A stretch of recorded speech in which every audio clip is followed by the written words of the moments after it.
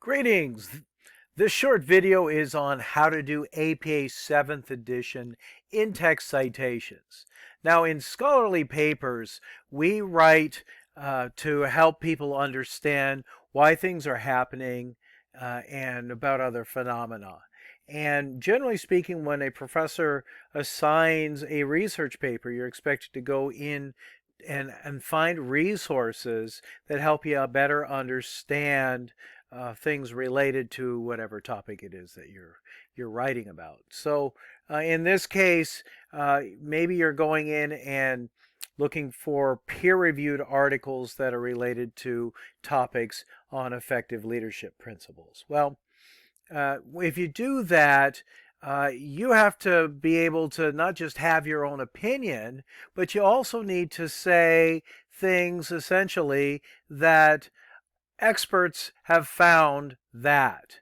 And when experts have found something, that gives your paper a little more depth. We become masters or experts on topics when we are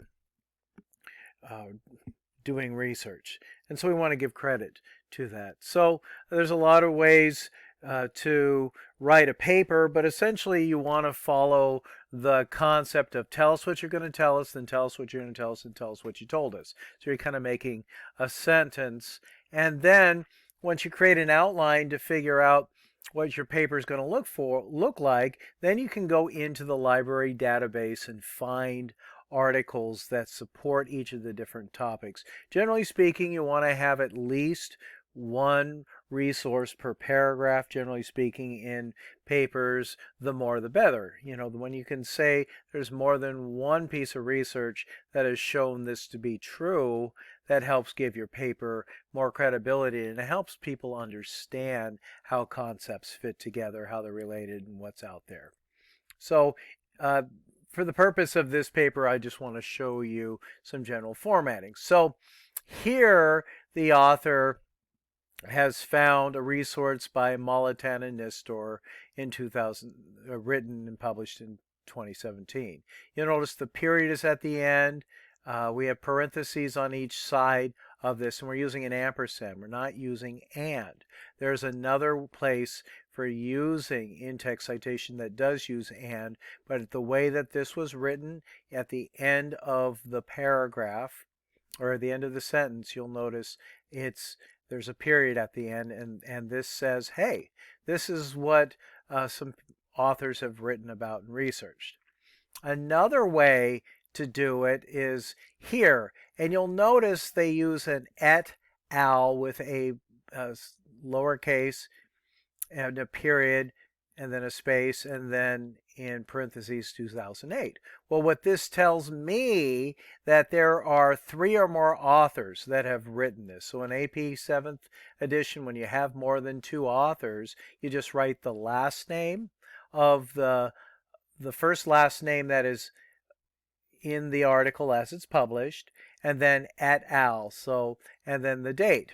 And so they did a good job of introducing this. In an article by Bandush et al., 2008, comma, space, they noted that integrity must be fostered by blah, blah, blah. So they did a really good job.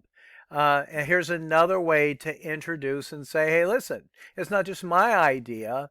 This has been researched and written about by another author, and this author of this paper did a good job. She wrote, according to research by Vakar, 2015, comma, space, leaders and employees must work toward common goals of communication that flow freely, blah, blah, blah.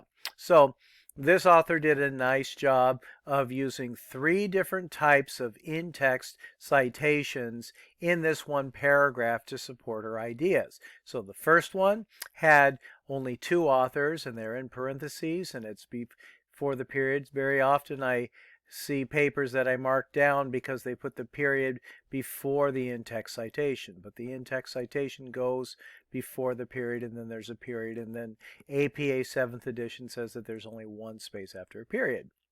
The second way of doing in-text citations involves when you have more than three or more authors. And so you're using the last name of the first author listed in the reference, then et al, lowercase with a period, and 2008.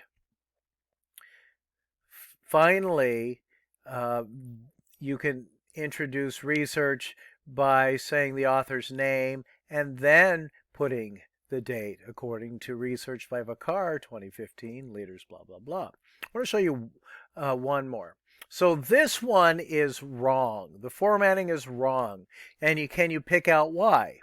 Well, they've mentioned the two authors, but there should be an and instead of an ampersand. So I'm going to show you how they did it right. So remember, this is not proper formatting. Here's an example of that et al again. Here is an example of one author and a date. Here's an author and a date. This obviously has more than three authors, three or more authors. One author, one author, one author. Okay, here's the example that I meant to show you. Because it is in the paragraph, you put the author's names and with an and, not an ampersand, and then the date. Remember that one that I told you to remember that was wrong? They accidentally used an ampersand, but when you're putting the authors directly in the paragraph and not in parentheses, you use and. So let me give you an example about what if you want to give more information.